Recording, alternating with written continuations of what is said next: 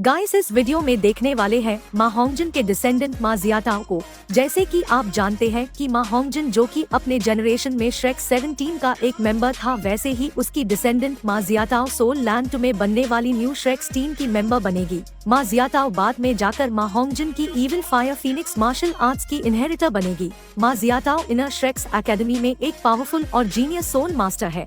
Series में मा जियाटाओ की पावर जल्द ही लेवल 67 लेवल पर पहुंच गई है और अपने इविल फायर के कारण वह और भी भयानक लग रही थी। सीरीज के कुछ ही आगे के एपिसोड में आप देखेंगे कि जब उसकी फाइट हुआ युहाओ और वांग डोंग से होगी, मा जियाटाओ ने उन दोनों लगभग जला दिया था। हालांकि evil fire phoenix martial art जो कि हद से ज्यादा मजबूत है, पर है साथ इसकी एक प्रॉब्लम भी है कि यह शरीर में इविल फायर को इतनी आसानी से नियंत्रित नहीं किया जा सकता है।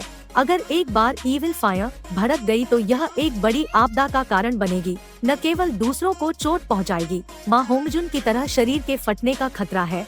मा होंगजुन मूल रूप से शरीर में इविल फायर को दबाना चाहता था, क्योंकि वह इस इविल फायर को किसी गर्ल सोल मास्टर को देना चाहता था। आप सभी को याद होगा कि तांगसन ने मा होंगजुन को फेरी ग्रास दी थी।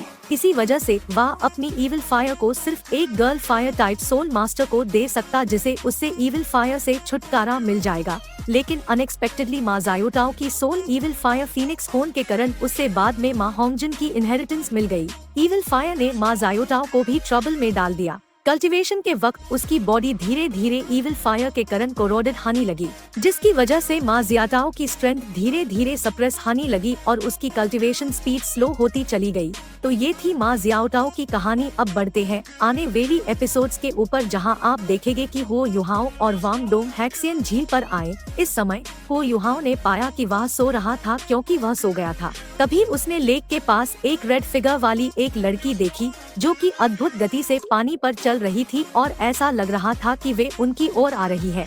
तभी हो युहाओ और वांग डोंग को आश्चर्य हुआ कि यह आकृति उनके सामने आने वाली है।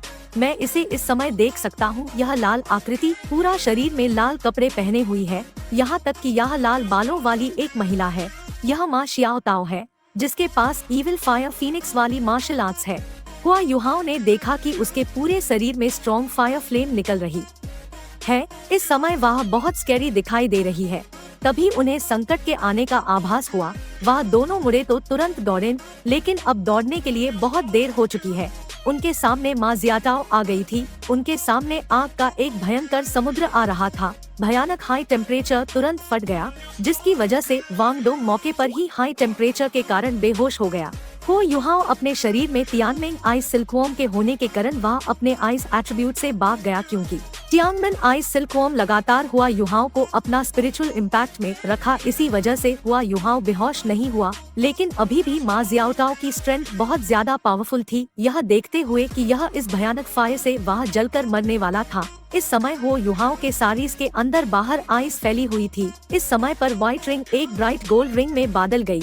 यह तियानमेन सिल्कवॉर्म की ही रिंग थी, जो अब अपग्रेड हो गई है, जो कि अपग्रेड होते ही मा जियाटाओ को एक ही हिट में दो फेंक देती है, जिसकी वजह से वह लेक में जाकर गिरती है और उसके शरीर से सारी फ्लेम निकलना बंद हो जाती है।